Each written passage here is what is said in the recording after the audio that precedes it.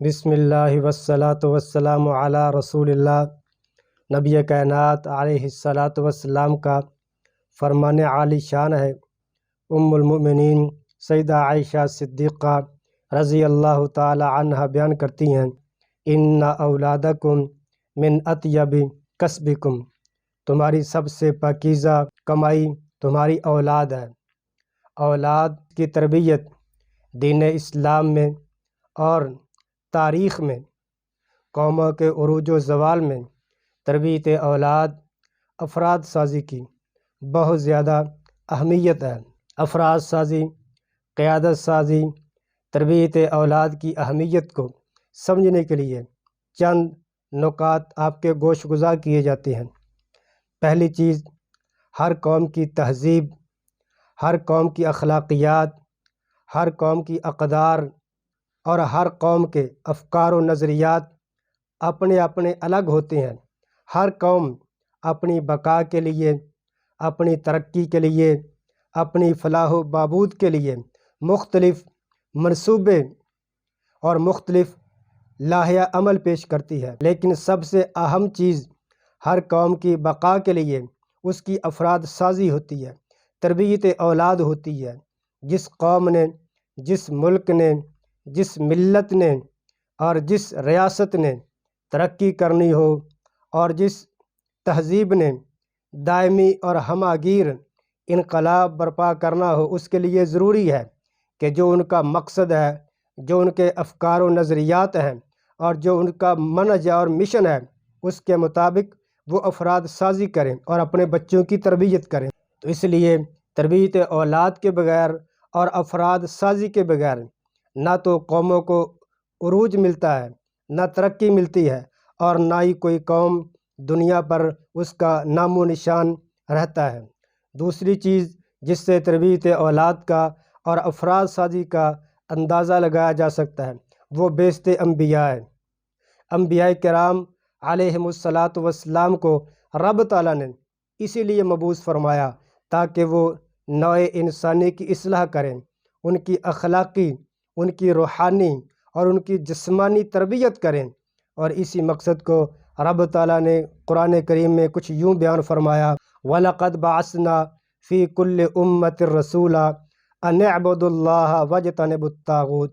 رب تعالیٰ فرماتے ہیں، ہم نے ہر امت میں اپنا پیغمبر، اپنا نبی، اپنا رسول، ہادی، رہبر و رہنما بھیجا۔ کس لیے؟ ان کی یہ دعوت تھی، ان کا یہ مقصد اور مشن تھا، اور ان کی یہ ذمہ داری تھی، ان اعبدوا اللہ واجتنبوا الطاغوت، کہ وہ امت کو، وہ اپنی قوم کو اور وہ نوع انسانی کو اللہ کے در پر جھکنے والا بنا دیں اور اللہ کے علاوہ اوروں سے تعلق کو منقطع کرنے کی وہ دعوت دیں۔ تو یہی تربیت ہے، اور یہی انبیاء کرام علیہم الصلاۃ والسلام کی بعثت کا مقصد ہے کہ وہ نوع انسانی کی ایسی تربیت کریں، اخلاقی تربیت، جسمانی تربیت، روحانی تربیت، کہ وہ ایک اللہ کو ماننے والے بن جائیں اور تمام دوسروں کے در کو چھوڑ کر صرف ایک اللہ کے در پر جھکنے والے بن جائیں۔ اسی طرح نبی علیہ الصلاۃ والسلام کی بعثت کا مقصد رب تعالیٰ نے بیان کرتے ہوئے فرمایا، هو الذی بعث فی الامیین رسولا منہم یتلو علیہم آیاتہ ویزکیہم وَيُعَلِّمُهُمُ الْكِتَابَ وَالْحِكْمَةَ وَإِن كَانُوا مِن قَبْلُ لَفِي ضَلَالٍ مُبِينٍ۔ رب تعالیٰ فرما رہے ہیں کہ میں نے ان پڑھوں میں، بے علموں میں اور جو نابلد قوم تھی انہی میں سے ایک اپنا پیغمبر بھیجا۔ بعثت کا مقصد کیا تھا؟ رب تعالیٰ بیان فرماتے ہیں، یتلو علیہم آیاتہ، ان کے فرائض میں سے اہم ترین فریضہ رب تعالیٰ کی آیات، احکامات پڑھ کر لوگوں کو سکھانا، بتلانا، انہیں شرعی احکامات کی ہدایت دینا۔ وَيُزَكِّيهِمْ، عوام کا، لوگوں کا، اپنے مخاطبین کا تزکیہ نفس کرنا۔ وَيُعَلِّمُهُمُ الْكِتَابَ وَالْحِكْمَةَ، اور انہیں کتاب و حکمت کی تعلیم دینا۔ آخر میں فرمایا، وَإِن كَانُوا مِن قَبْلُ لَفِي ضَلَالٍ مُبِينٍ۔ نبی علیہ الصلاۃ والسلام کی بعثت سے پہلے یقیناً مشرکین مکہ اور عرب اقوام جہالت کے دلدل میں پھنسے ہوئے تھے اور رب تعالیٰ کی نافرمانی پر ان کے شب و روز بسر ہوتے تھے۔ تو یہی چیز کتاب اللہ کی تعلیم، کتاب و حکمت کی تفہیم، تزکیہ نفس، ظاہری جسم کی طہارت، باطن کی طہارت، یہی تمام چیزیں، یہی تربیت ہے۔ اور اسی مقصد کے لیے رب تعالیٰ نے نبی علیہ السلام کی بعثت فرمائی، اور اسی عظیم مقصد کی خاطر رب تعالیٰ نے تمام انبیاء کرام علیہم السلام کو مبعوث فرمایا۔ مزید تربیت، افراد سازی کی اہمیت سمجھنے کے لیے ہم تھوڑا سا تاریخ کا بھی جائزہ لے لیتے ہیں کہ جتنے بھی اسلامی ممالک جو استعمار کے زیر قبضہ رہے، اغیار نے ان کو تہوبالا کیا، انہیں تباہ و برباد کیا، اور وہ مغلوب اور مقہور رہے۔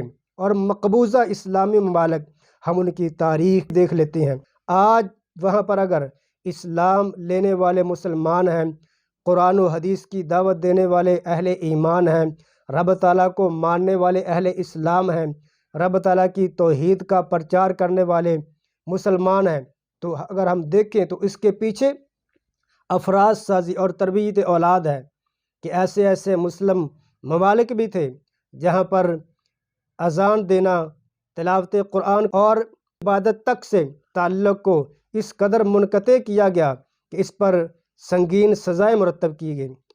حتیٰ کہ ایسے ممالک بھی جہاں ایک اذان کہنے کی وجہ سے کئی افراد کو جام شہادت نوش کرنا پڑا۔ ایک نے اذان شروع کی، اسے شہید کر دیا گیا، دوسرے نے وہیں سے اذان شروع کی، اسے بھی شہید کر دیا گیا، اس سے آگے تیسرے نے شروع کی، اسے بھی شہید کر دیا گیا۔ تو ایک اذان کی وجہ سے کئی مسلمانوں نے جام شہادت نوش کیا۔ تو ایسے ممالک میں بھی اگر آج اسلام والے موجود ہیں تو وہ کس طرح انہوں نے اپنے بچوں کی، اپنے افراد کی تربیت کی، افراد سازی کی، غاروں میں اور زیر زمین انہوں نے غاریں کھود کر، گڑھے کھود کر، اپنے گھروں کے اندر چھپ کر مخفی انداز سے اپنی اولاد تک دینی تعلیم، تعلیم قرآن، سنت کی تعلیم، رب تعالیٰ سے تعلق، توحید کا درس، اسلامی اخلاق و اقدار کی تعلیم وہ اندر چھپ کر دیتے رہے، اور آہستہ آہستہ آہستہ اغیار کی قوت، ان کا اختیار کمزور ہوتا گیا، اور اب وہاں پر اہل مذہب کو چاہنے والے اور اسلام کا نام لینے والے ان کی تعداد میں دن بدن اضافہ ہو رہا ہے۔ تو اگر ہم ان کی ہسٹری دیکھیں، تاریخ دیکھیں تو اس کے پیچھے بھی یہی چیز تھی کہ انہوں نے اپنے بچوں کی اسلامی تربیت کی، اور انہوں نے اپنی زندگی کا اولین مقصد دین کی بالادستی کو اور دین کی تعلیم اور تربیت کو بنا لیا۔ مزید تربیت اولاد اور افراد سازی کی اہمیت ہم عہد نبوی سے سمجھ لیتے ہیں۔ عہد نبوی کے دور امت مسلمہ کا سب سے سنہری دور ہے، اور نبی علیہ السلام نے جسے خیر القرون قرار دیا۔ خیر القرون اور مسلمانوں کا جو سنہری دور ہے، اس کے پیچھے بھی کیا ہے؟ افراد سازی تھی، تربیت اولاد تھی۔ بچوں کی اس انداز سے تربیت کی گئی اور ان کے اخلاق کو اس طرح سنوارا گیا کہ جب وہ بڑے ہوئے تو وہ صدق و امانت داری کے پیکر تھے۔ جب بھی انہیں کسی منصب پر، کسی عہدے پر فائز ہونا پڑا اور ان کی ذمہ داری لگائی گئی تو انہوں نے صدق و امانت داری سے اور رب تعالیٰ کی رضا کی خاطر عدل و انصاف کا ایسا علم بلند کیا کہ ان کے عدل و انصاف کی وجہ سے غیر مسلم بھی مسلمان ہونے لگے، اور وہ یہ کہتے ھذا عدل الذی قامت بہ السماوات والارض، کہ یہی تو وہ عدل و انصاف ہے جس کی وجہ سے یہ پورا نظام دنیا قائم ہے۔ تو یہ مسلمانوں نے جو عدل و انصاف قائم کیا، اور مسلمانوں کا جو سنہری دور ہے، اور عہد نبوی اور اسلام کی جو پہلی ریاست ہے، اس کی جو عروج اور اس کی جو کامیابی کے پیچھے بہت بڑا راز دین اسلام اور اس کے مطابق افراد سازی اور تربیت اولاد ہے۔